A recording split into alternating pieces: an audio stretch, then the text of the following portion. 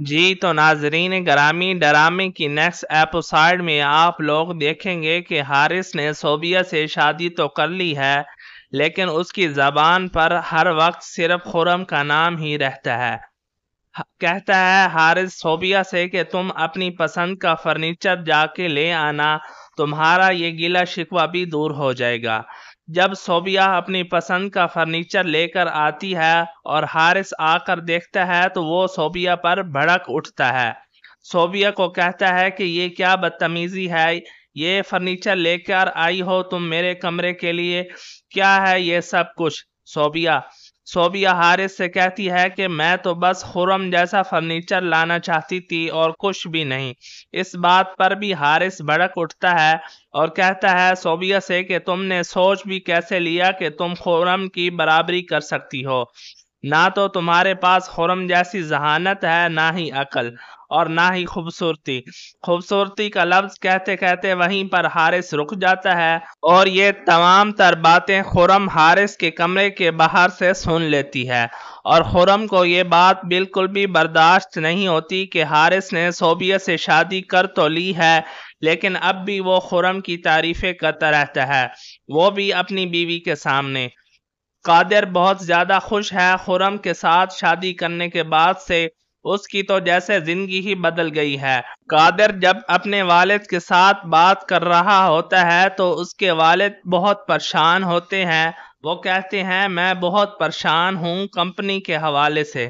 قادر اپنے والد کو مشورہ دیتا ہے کہ آپ ایسا کیوں نہیں کرتے کہ آپ مارکیٹ میں انویسٹ کریں، اس سے آپ کو بہت زیادہ منافع ہوگا۔ اس بات پر قادر کی والدہ اس کی بہت تعریف کرتی ہے اور حارث سے یہ بات برداشت نہیں ہوتی، تو وہ سب کے سامنے قادر کو نیچا دکھانے کی کوشش کرتا ہے۔ کہتا ہے تم نے سوچ بھی کیسے لیا کہ مارکیٹ میں انویسٹ کیا جائے؟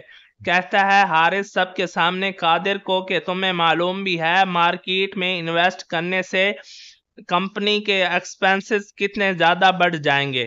اس بات پر قادر حارث کو جواب دیتے ہوئے کہتا ہے کہ خرچے بڑھیں گے تو منافع بھی تو ڈبل ہو جائے گا۔ اس بات پر قاسم اپنے بیٹے قادر کی بہت تعریف کرتے ہوئے کہتا ہے کہ میرا بیٹا بہت زیادہ عقل مند ہو گیا ہے، خاص طور پر تب سے جب سے اس کی شادی خرم سے ہوئی ہے۔ ظاہر سی بات ہے ذہین بیوی کے آنے سے ذہانت دگنی ہو چکی ہے۔ حارث سے یہ باتیں برداشت نہیں ہوتی اور وہ اٹھ کر وہاں سے چلا جاتا ہے۔ پیچھے سے آتی ہے خرم اور آ کر حارث سے بات کرنے کی کوشش کرتی ہے۔ کہتی ہے خرم حارث سے کہ میں نے کل تمہاری اور صوبیہ کی تمام تر باتیں سنی ہیں، اگر اب تم نے صوبیہ سے شادی کر ہی لی ہے تو تم صوبیہ کو سپیس کیوں نہیں دیتے؟ تم اسے اپنی لائف میں ایڈجسٹ تو ہونے دو۔ اس بات پر حارث خرم سے کہتا ہے کہ میں اس کے ساتھ جو کچھ مرضی کر لوں، لیکن وہ ویسی نہیں بن سکتی جیسی تم ہو۔ اس بات پر خرم کو بے حد غصہ آتا ہے اور وہ کہتی ہے حارث سے کہ پتہ ہے کیا مسئلہ ہے تمہارے ساتھ؟ میں پہلے تمہیں بہت اچھا سمجھتی تھی، لیکن اب مجھے یقین ہو گیا ہے کہ تم ایک پاگل انسان ہو، تمہارا ذہن بالکل ٹھیک کام نہیں کرتا اور تمہیں یہ لگتا تھا کہ تم ہر کام میں قادر سے بہتر ہو، تم ہی وہ انسان ہو جس سے آگے کوئی نکل نہیں سکتا۔